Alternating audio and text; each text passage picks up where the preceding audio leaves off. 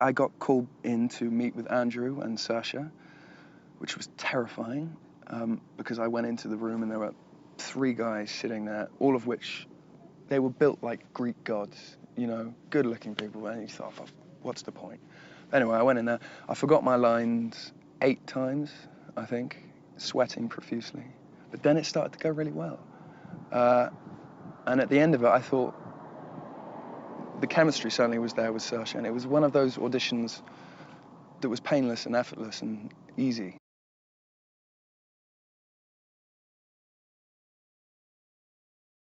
And what interested me most was Jared's problem. You know, 2 problems. One, humanity as we know it has been wiped out. You know, friends, family, the world. The world is gone. So there's that truth to deal with, but also the fact that the love of his life, Melanie, is lost and becomes a soul. So to him, she is dead. And he has to find purpose, and he does find purpose. He finds his place in the cave. But then to have her return, you know, to have her ghost return, you know, her spectre return, and a rational person would have said, right, well, she's a soul, she's no longer a human, kill her.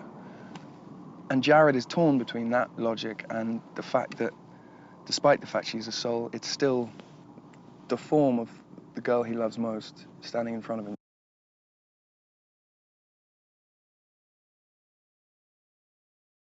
Saoirse Ronan, who from the first moment I met her in London, I just knew it was going to be easy. I mean, some people are just easy to work with, and you watch her and you look at her face and you think, what's she doing that's so special?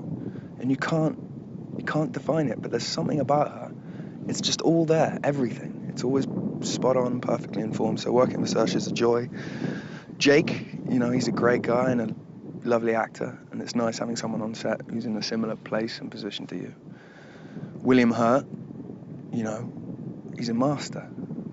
So you can learn from him, you know, every day, listen and learn from him.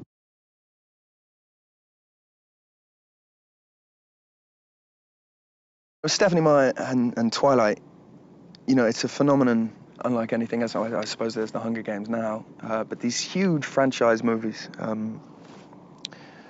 and you see what happened to those actors who are involved in them, and it's nuts, it's crazy. But people often say, you know, this is the host, the same author, it could be the same thing. Whether it is or isn't, I don't know. But I think as an actor, you can't pay attention to that. That's consequential of what the work you're doing, and then I think it's our job and duty and what we're paid for to pay attention to the movie we're making.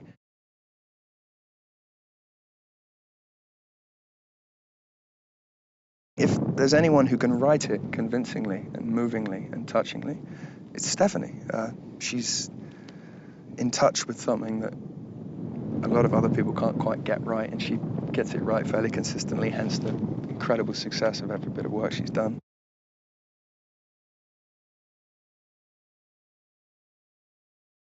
It's odd how often the scenes you dread most, things that you can't do, actually often turn out to be the best ones.